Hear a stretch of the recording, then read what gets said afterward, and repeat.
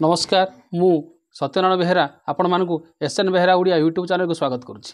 प्रिय दर्शक बंधु यही चैनल रे आपण माने पुराणर सिक्रेट तथ्य उपरे जानिबा पाइबे। तेणुक ये चैनल को जदि आपण माने नुआ देखुछन ताले सब्सक्राइब करबा भूल ओ ऑल नोटिफिकेशन को ऑन करंतु जहाँ द्वारा मु जतले वीडियो अपलोड करबी तार सर्वप्रथम सूचना आपण पाखरे पहुँची जिवो। प्रिय दर्शक बंधु चलंतु आलोचना करिबा बाउंसर महात्म्य कथा।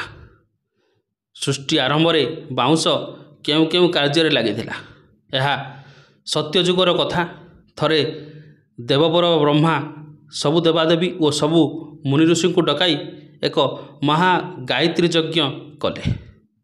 यज्ञ शेष देवी गायत्री निज श्रीहस्त खंडे बाउंस नल धरी यज्ञ कुंडरू हसी हसी आसी ब्रह्मा हस्तरे देले।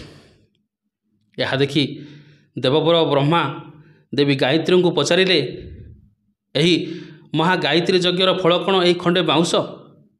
देवी गायत्री हसी हसी कहिले प्रभु आपण बाउंसर महात्म्य कथा जानी नाहंती। यह सृष्टि रे मूल कार्य करिवो। या परे वेद जननी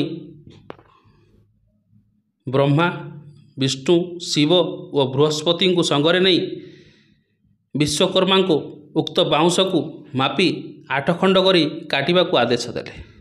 तापरे कहिले सत्य जुगरे 2 खंड बाउंस अक्षय तृणी और शिवधनु हेब। अक्षय तृणी रे माँ दुर्गा महिषा को विनाश करिवे और अर्जुन सेई धनु रे बहु दुष्ट को नाश करिवो। प्रभु शिव मध्य शिवधनु रे दुष्ट विनाश करिवे। त्रेतया जुगरे प्रभु श्रीराम उक्त धनु भांगी सीता ठाकुराणी को विवाह करिवे। जो 2 खंड होइथिबो धनु सेतिरु 1 खंड प्रभु श्रीराम धारण करी रावण को विनाश करिवे। आउ 1 खंड बीणा बाड़ी बा बीणा दंड तैयारी करी प्रभु ईश्वर चढ़ाए को दंड विद्या शिक्षा देवे। तापरे द्वापर जुगरे आउ 2 खंड गांडीव धनु और बंशी हेब। अर्जुन गांडीव धनु रे दुष्ट नासिबे और बंशी रे प्रभु श्रीकृष्ण द्वापर लीला करिवे।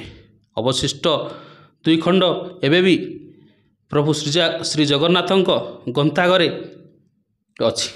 यह कली शेष 2 खंडार बेंट हेब। सेई 2 खंडारे विमला और प्रभु श्री जगन्नाथ घोड़ारे चढ़ी दुष्ट नासिबे। प्रिय दर्शक बंधु एथिला बाउंसर महात्म्य कथा। यह कामना दंड पुस्तक रे वर्णना अच्छी से किसी कहली एथिरे जदि मोर त्रुटि रहिला तेबे क्षमा करिवे। ये चैनल को जदि आपण माने नुआ देखुछन्ती ताले सब्सक्राइब करी ऑल नोटिफिकेशन को ऑन करंतु जहाँ द्वारा मु जतले वीडियो अपलोड करबी तार सर्वप्रथम सूचना आपण पाखरे पहुँची जिवो। ए वीडियो गोटे लाइक करंतु और निज सांगसाथी मध्य शेयर करंतु। शेष पर्यंत देखिथिबारु धन्यवाद। रहुची नमस्कार। ओम नमः शिवाय।